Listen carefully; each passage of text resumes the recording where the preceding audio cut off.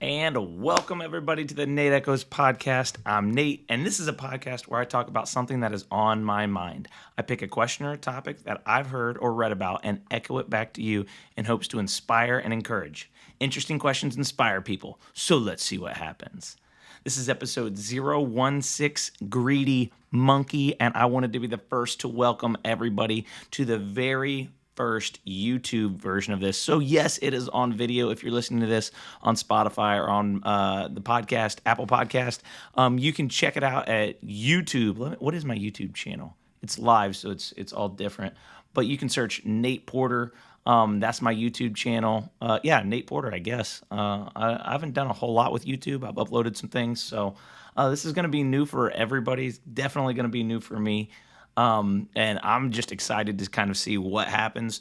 I've had a lot of people talk to me about what the podcast has done for them or listen to them. They enjoy listening to it on the drive, and I just want to continue putting out some content and encouraging people. It helps me tremendously just to be able to do some of this stuff, and video is one of the things that I'm interested in, and I see that that's where everything's going, so I'm trying to get into that. So anyways, welcome. If you are listening to this via podcast and you're not watching it on YouTube, it is live now, right? So I'm recording everything. I'm doing very little editing, postscript, so you might hear a little bit more ums and ahs and stops and things like that. But I'm super excited and to see what happens.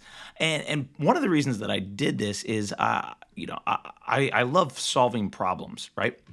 And so for my job, one of the things I have to do is I have to actually shoot videos every now and then, and it is kind of frustrating. It's kind of it takes me a while whenever I continue to do it long term, and I have to take it in so many shots and try to get it good. And so one of the things that I thought about, and I was like, okay, how can I solve this problem, is to do it more often, right?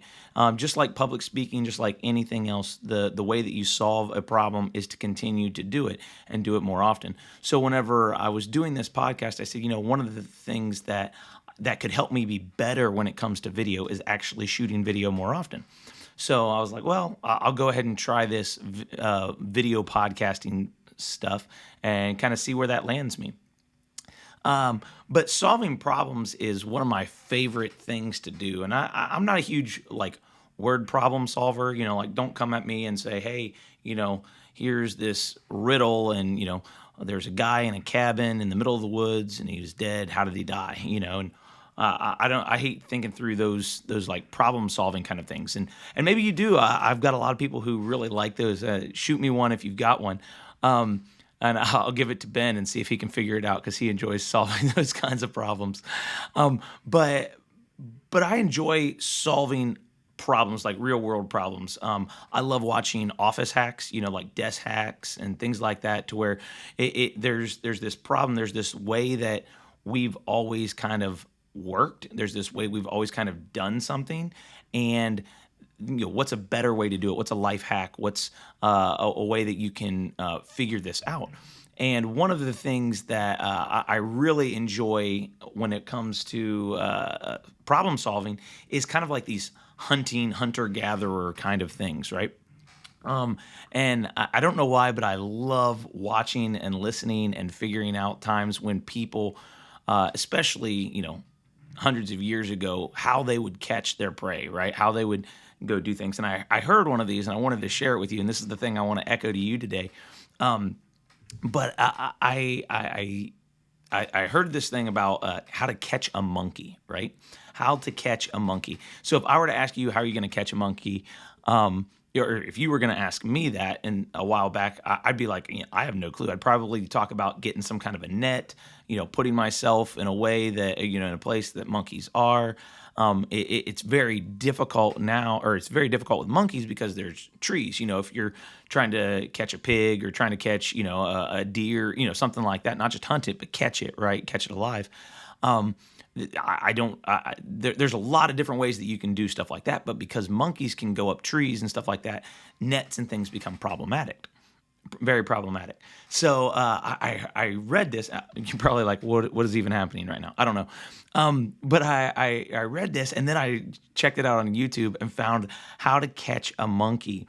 And what they would do is they would take this like jar, right? They'd have a jar or some kind of something with a narrow neck. Maybe it was a gourd back in the day or something like that. Something with a narrow neck. They'd cut a hole in the top or have a hole in the top to where just big enough to where a monkey could get their hand in, right? While it's open. If you're not watching this, I'm trying to examine, or I'm trying to show you everything that I'm talking about. But what would happen is they would take this monkey, or they would take this jar, and they would tie it up to a tree, to a post, tie it up to something, and then they would spread out this, some candy or whatever it was around the jar, to where when a monkey comes up, that would be the bait. The monkey would, be able to eat some of it, and they would be able to slide their hand in the jar because they want some more of it. They know what it is. They know it. They know what it tastes like, and they want some more of it. They'd be able to slide their hand in the jar, and they'd be able to grab the candy or the treat or whatever it is, and then because of the narrow neck of the bottle or whatever, the gourd or whatever, they wouldn't be able to pull their hand out, right? And a hunter would be waiting close by, and they would see this happen, and then they would come up. And as they would approach, the monkey wouldn't let go of the thing, right? The thing that's in the jar, the bait that's in the jar, and they wouldn't let go, and they would be pulling, and because the jar was tied to a tree or tied to whatever it was, they couldn't get out because they wouldn't let go of the thing. And I went, oh my goodness, this is crazy. I think I'm going to do a series on some of these, because there's some absolutely amazing hunting techniques that I've read about and heard about that are just brilliant. And this was one of them. And what they found out, why this works, is that monkeys are greedy.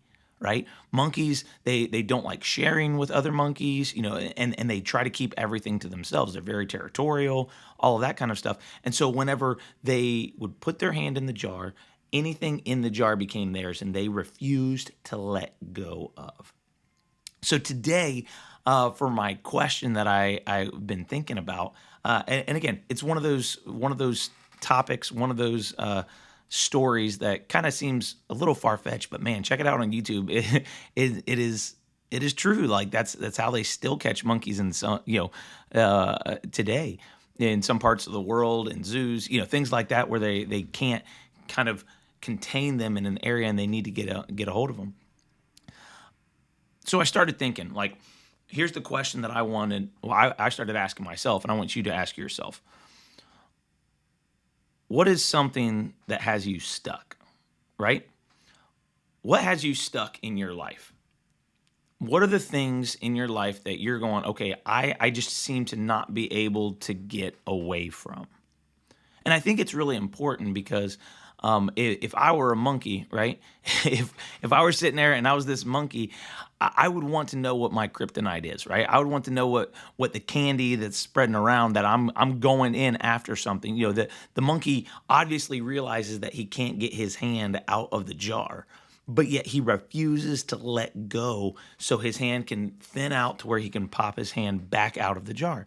And it's not until something terrible happens to the monkey, in this case, the hunter comes over and grabs the monkey, most of the time puts something over his head so he can't see or anything like that. But all as the human is approaching, man, the monkey is just trying like crazy to get out with that candy in his hand, with the treat in his hand. So for me, I started thinking, like, what is the thing that has me stuck? And so many times I blame the bottle, right? I blame the gourd. I blame whatever it is. Like, man, I just can't seem to get my hand out. It's got me by the leg. I just can't seem to get out. But in actuality, the simplicity of the trap for the monkey is it's not the bait that has them.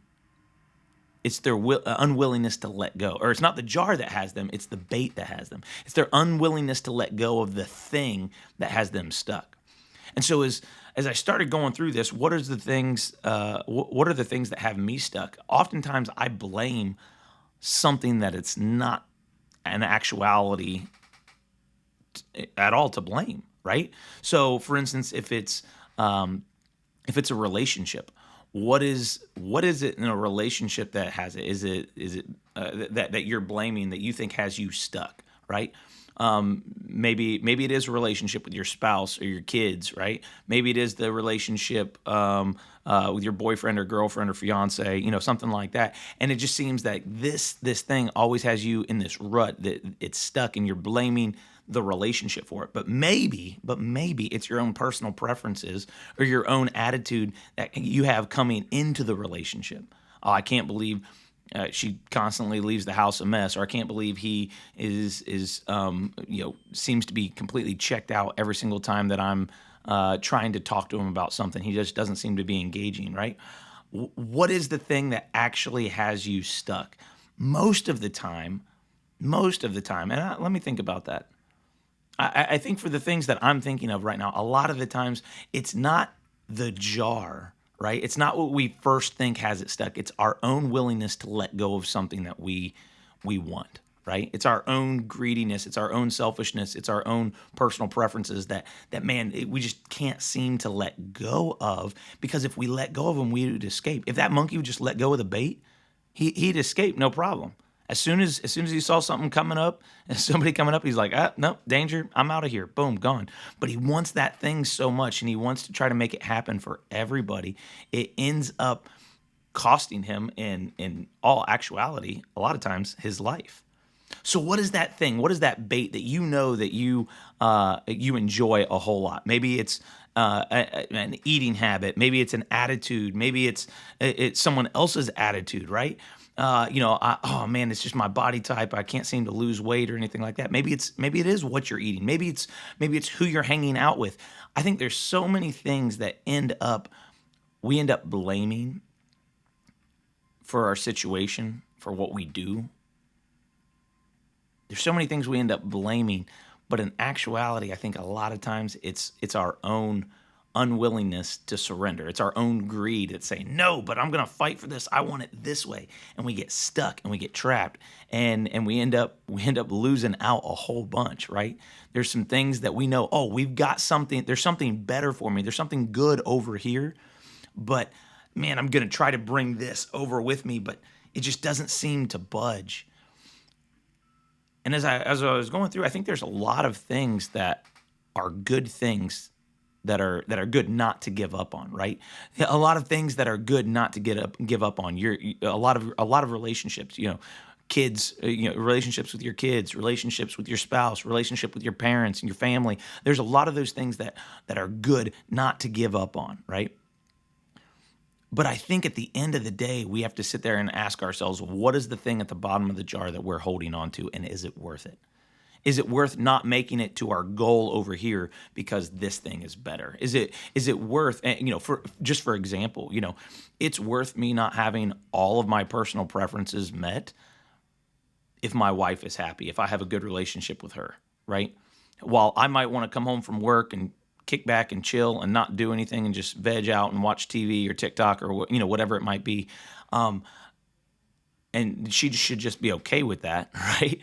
But man, I think that's so much more worth it to engage with her, to engage in this thing that it might not be the way I want it, but it's definitely worth it in the long run because of the thing that's in the bottom of the jar. And for us, when we can let go of the things that don't really matter to us, or better yet, when we can just assess the things that we're trying to go for, I think that's when we get the best and the most out of what we do. That's when we get the best out of our relationships. That's when we get the best out of our goals. Sometimes we were not asked to be put in a situation, yet it's how we respond in that situation that really matters. Sometimes we put ourselves into a situation, and only because of our stubbornness and our greediness, we refuse to let go and say, you know what, that was a mistake. We don't like to say that we made a mistake. We don't like to say that, hey, we did something wrong. We did something that didn't work, right? So I'd encourage you, start doing some self-reflection. What is something that has you stuck, and is it worth it? And if it's worth it, if it is worth it, like some of these relationships, it doesn't have you stuck. It just has you going in a different direction. Maybe your dreams need to change. Maybe your timeline needs to change a little bit. We're at a stage in life with our 4 kids that we just can't go out and do everything that we want to do all the time, right? And we're okay with that right now because of the stage of life. So we've pushed some of those goals back in the future, but we've chosen to have kids and really invest in those kids, and not just to be absentee parents, but to really be engaged in what they're saying and what they're doing and how they're growing up. And it's those kinds of things that are going to be really beneficial in the future for what your goals are, what God has for your life, what your relationship goals are. But the other things, the things that you're sitting there saying, no, I'm holding on to this, but it's really not worth it. It's really not going to get me anywhere I want to go. It might be instantly gratifying, right? It might be something that helps me in the right now, but it's not helping me towards my future, because it's this trap. It's legitimately this bait that is just trying to sink its teeth into you, and it's our own refusal to let go. So thank you so much for listening to the episode today. I'm excited. I took some time off. Summer's crazy. My schedule's super crazy. So I'm going to be hit and miss throughout the summer with uploading some of these podcasts, but I'll be back in the fall on a weekly basis. And I'm excited. It would mean the world to me if you would like, comment, leave a review, share this with somebody. Tell me what it meant to you. You can check me out on Instagram at Nate_Port. You can email me at natep@newstart4u.org, the number 4, the letter U, and I'd love to hear from you. Or leave a comment down below. I forgot we're on YouTube now, so leave a comment down below. It'll be super fun. I'll try to respond to as many as I can. You are loved. Let's make today great. Have a good one.